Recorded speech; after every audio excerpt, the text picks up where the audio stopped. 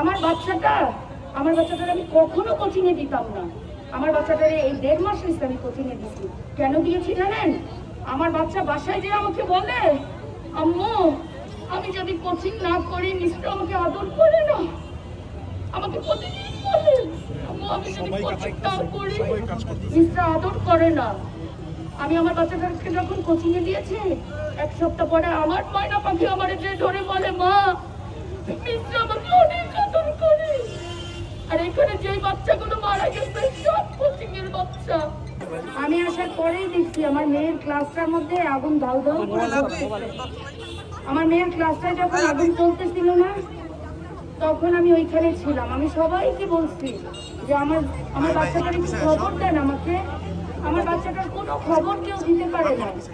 আমার সামনে দিয়ে 3টা প্লেন এসে সব অনেক গার্ডিয়ান, 3-4টা গার্ডিয়ান ওই সামনেই ছিল, দুটো বাচ্চারা ছিল। ওদেরকে ছোট ছোট খন্ড খন্ড হয়ে গেছিল। এই খন্ড হওয়ার পরে প্লেন এসে আমার বাচ্চা সহ ওই যেই খন্ডগুলো ছিল না সব তুলে নিয়ে গেছে। কেন ভাই? আমার বাচ্চাটাকে যদি নিয়ে না যাইতো তাহলে ওই ক্লাসে তো যেই কয়টা বাচ্চা ছিল আমি খুঁজে নিতে পারতাম। মাঠের রাখতো, আমাদের নুরুন নবী স্যারের তো অনেক বড় মাঠ, তাহলে সেই মাঠেই রেখে যাইতো। সেই মাঠে রেখে গেলে ওইখান থেকে আমি খুঁজে নিতাম। আমি সারাটা দিন আমার মেয়েটারে খুঁজছি ভাই, দাঁড়ে দাঁড়ে দৌড়াইছি। এ বলে ওই হসপিটালে যান, ও বলে ওই হসপিটালে যান, সব হসপিটালে গেছি, কোথাও আমার মেয়েটারে আমি পাই নাই। তারপরে কি হয়েছে জানেন? 2 দিন পরে আমাকে বলা হয় যে ডিএনএ করেন। ডিএনএ করতে গেছি, আমার হাজবেন্ড ডিএনএ দিয়ে আসছে, বলে ওর আম্মুকেও লাগবে। আমি তো তখন যাওয়ার মতো পরিস্থিতিতে ছিলাম না। কেন আমাদের স্কুলের কি কোনোই দায়িত্ব নাই?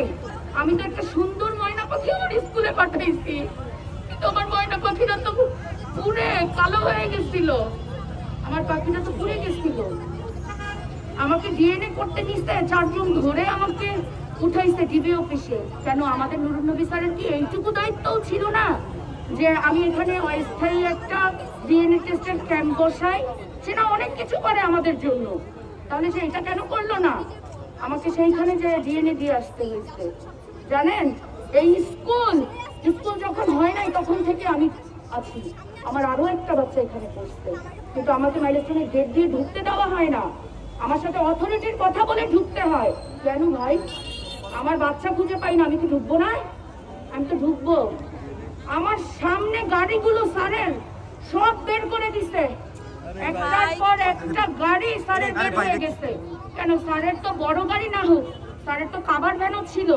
সেই কাভার ভ্যানেই বাচ্চাগুলোকে নিত। আরিয়ান নামের একটা বাচ্চা আমার চোখের সামনে দিয়ে নিয়ে গেছে, ওর ভাই পায়ের নিচে ফেলে রিক্সায় করে নিছে।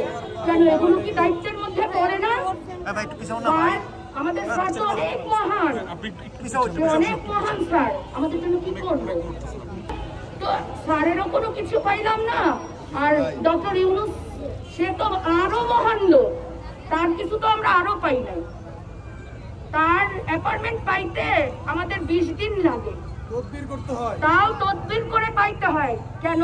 নুরুন নবী স্যারের অ্যাপার্টমেন্ট পাইতেও কি 20 দিন লাগছিল এই গার্ডিয়ান গুলোকে ডাকতে? সে আমাদেরকে 20 দিন পরে মিটিং এর জন্য ডাকছে। কেন ডাকছে জানেন আপনারা? মিটিং এর ডাকার পরে আমাদেরকে সিগনেচার করতে বলছে। কেন? আমরা কি এখানে পড়ালেখা করতে আসছি? তাদের হাজিরা দিতে আসছি? সে আমাকে সিগনেচার করতে বলে। আমরা যখন ওইটা ডিনাই করি, করবো না, সে আর একটা নিয়ে আসছে। সেটাই কি লেখা ছিল জানেন আপনারা? সেটাই তার স্কুলের গুণকীর্তন ছিল। তার স্কুল বাঁচানোর জন্য আমাদেরকে নিয়ে, গার্ডিয়ানদেরকে নিয়ে সে শিক্ষা মন্ত্রণালয় যাবে। কেন? আমরা বাচ্চা হারাইছি না? তাহলে আমরা কেন শিক্ষা মন্ত্রণালয়ে যাব? তারা আমাদের কাছে আসতে পারে না? কই, তারা কেউ তো আমাদের সাথে যোগাযোগ করে নাই। হ্যাঁ, আমাদের আজকে আমরা এখানে কি কোনো মারামারি করতে আসছিলাম? আমরা সুস্থ মানববন্ধন করতে আসছি।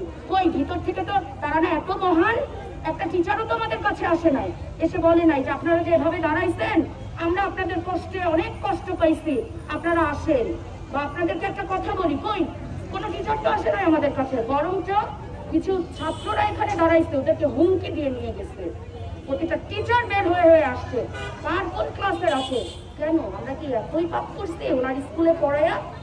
হ্যাঁ, আমার বাচ্চা আজকে মরছে, কালকে যে আরেকটা মরবে না এমন এর তো কোনো গ্যারান্টি নাই।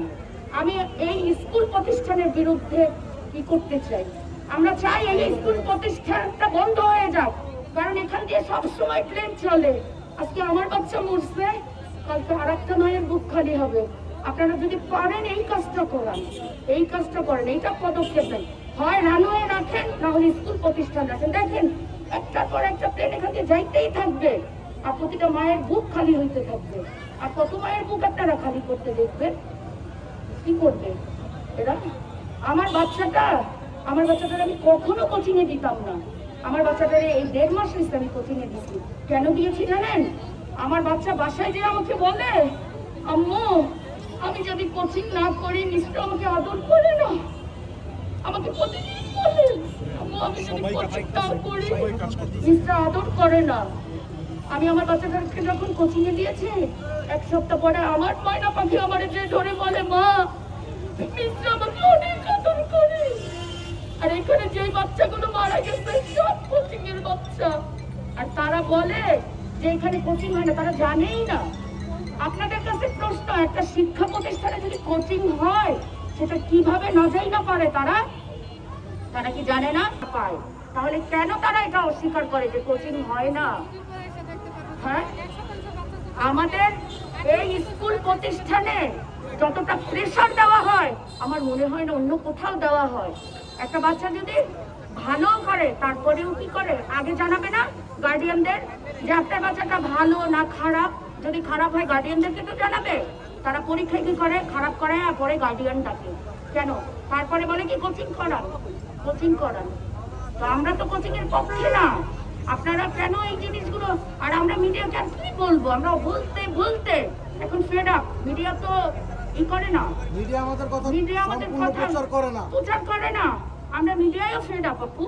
আর কত বলবো বলেন? কারণ আপনারা কি করেন জানেন?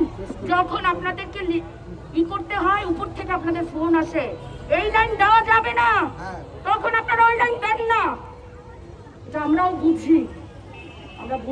কিন্তু আমার কষ্ট কি জানেন? আমার বাচ্চাটা আজকে হারাইছি না, এরকম হাজার মার বাচ্চা ছিল